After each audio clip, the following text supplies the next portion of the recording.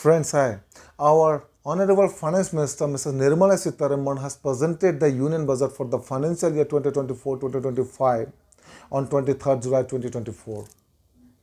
23 जुलाई 2024 को हमारे finance minister ने बजट को प्रेजेंट किया।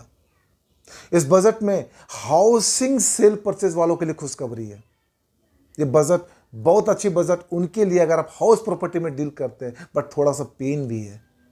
पेन ये है कि जो आपको जब हाउस सेल परचेज की बात करते थे, कैपिटल गेन की बात करते, कैपिटल गेन के ऊपर टैक्स निकालने की बात करते थे, तो वहां पे मुझे इंडेक्शन की बेनिफिट मिलता था।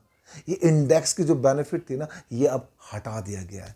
यानी अगर आप कोई घर बेचते हैं, अपने हाउस प्रॉपर्टी को बेचते हैं, कब 23 जुलाई 2024 या उसके बाद, मतलब जिस दिन बजट आई थी, उस दिन या उसके बाद अगर आप अपने घर को बेचते हैं, तो आपके घर में जब आप घर को कैपिटल गेन का कैलकुलेशंस करेंगे ना, सेल माइनस कॉस्ट करेंगे ना, तो जो कॉस्ट ऑफ एक्विजिशंस पहले निकालते थे उसमें इंडेक्स के बेनिफिट मिलते थे। अब उस इंडेक्स बेनिफिट को गवर्नमेंट ने हटा दिया है, उसको एबॉलिश कर दिया है। यानी अब आपको इंडेक्शन की बेनिफिट नहीं मिलेगी। लेकिन साथ में पहले 23 जुलाई 2024 से पहले जो कैपिटल गेन के ऊपर टैक्स था, जो लॉन्ग टर्म कैपिटल गेन के ऊपर जो टैक्स था, वो टैक्स था 20.8%। उस टैक्स को घटा करके अब सीधा 12.5% कर दिया गया है। मतलब 20% था और साथ में सरचार्ज थी। 20% का टैक्स और 4% सरचार्ज, तो 20.8% होता था।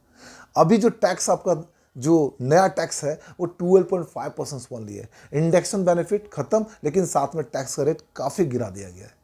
तो अगर आपने कोई घर बेचा हुआ या घर बेचना चाहते हो 23 जुलाई 2024 के बाद, तो उस घर के ऊपर आपको कॉस्ट ऑफ एक्विजिशन जब आप निकालोगे या कॉस्ट ऑफ इंप्रूवमेंट के वैल्यूज निकालोगे, तो आपको इंडेक्शन के बेनिफिट नहीं डालनी है।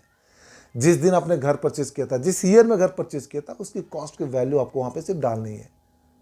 तो सेल माइनस परचेज जो भी आपकी निकलेगी, जो वैल्यूज निकलेगा, उस वैल्यूज के ऊपर आपको 12.5% टैक्स पे करना पड़ेगा। अब जब आप कैपिटल गेन की बात करते हैं, जब हाउस प्रॉपर्टी आप बेचते हैं या कोई कैपिटल एसेट्स बेचते हैं, तो सेल कंसीडरेशन आपका as per the stamp value, as per the जो आपकी स्टाम्प वैल्यू के हिसाब से जो आपका सेल्स होता है, सेल्स के ऊपर आप जब कॉस्ट ऑफ एक्विजिशन की बात करते हैं, कॉस्ट ऑफ इंप्रूवमेंट की बात करते हैं, अदर कॉस्ट की बात करते हैं, इसकी इंडेक्शन के बेनिफिट नहीं मिलेगी। हाँ, जो आपकी एग्जम्पशन थी सेक्शन 54 की, वो आपको मिलेगी, उसमें कोई बदलाव नहीं है। तो सेक्शन 54 में जो भी आपको एग्जम्पशन मिलता था, उसका बेनिफिट आज भी आपको मिलेगा, उसमें कोई दिक्कत नहीं है। और ये सेक्शन बड़ा सिंपल बोलता है कि अगर आप घर बेचते हैं तो आप जरूर घर बेचिए। कैपिटल गेन के ऊपर टैक्स भी आपका बन रहा है, बट ये टैक्स आपको नहीं पे करना पड़ेगा।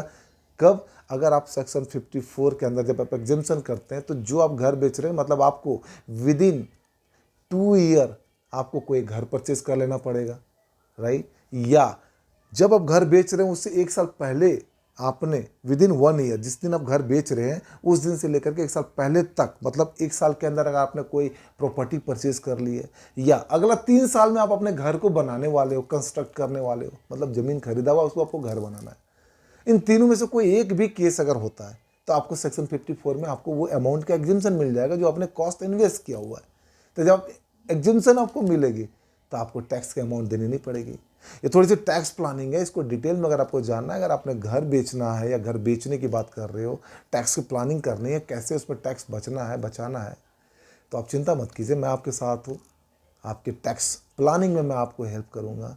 कैसे आपको टैक्स बचाना है, सही से टैक्स कैसे पे करना है, एग्जिम्पशन आपको कैसे लेनी है, प्लानिंग क्या करनी है। I am here to support you. But at the same time इस बजट को जरूर देखें। इस बजट में कुछ अच्छी चीज़ें इंडिविजुअल के लिए भी हुए हैं। अगर आप हाउस प्रॉपर्टी में डील करते हैं, ट्रेडिंग ऑफ एसेट्स करते हैं, ट्रेडिंग ऑफ स्टॉक करते हैं, ट्रेडिंग ऑफ इक्विटी करते हैं, तो आपको बेनिफिट मिल रहा है। इंडेक्शंस की बेनिफिट जरूर हटाया गया, लेकिन साथ में रेट को भी कम किया गया हुआ है। शॉर्ट टर्म कैपिटल गेन अगर आपका होता है तो रेट बढ़ा करके 20% कर दिया गया है, राइट? तो कुछ चीज़ें अच्छी हुई, कुछ चीज़ें अच्छी नहीं हुई हैं। तो ओवरऑल टैक्स प्लानिंग के लिए कि अगर आपको हाउस प्रॉपर्टी में टैक्स प्लानिंग करनी है, ट्रेडिंग के ऊपर टैक्स प्लानिंग करनी है, इक्विटी के ऊपर सेल परचेज की टैक्स प्लानिंग करनी है, ओवरऑल टैक्स प्लानिंग करनी है आपको अपने फाइनेंसेस का, तो आप जरा भी संकोच मत कीजिए, आप कनेक्ट कीजिए, मेरे कमेंट बॉक्स में ज़रूर डालिए कि आपका इश्यूज़ क्या है। I will be come with the solutions, and that solutions will help you to grow more, to get more confidence at your end. So this is very important. Tax planning important है, but at the same time, how you are taking the tax planning, who is your tax planner, this is important. So for tax planning, do not hesitate, do not worry more. I am here suggesting to support you at any point of time. This is Sanjay Singh signing out. Until we meet again. Thank you. Thank you very much.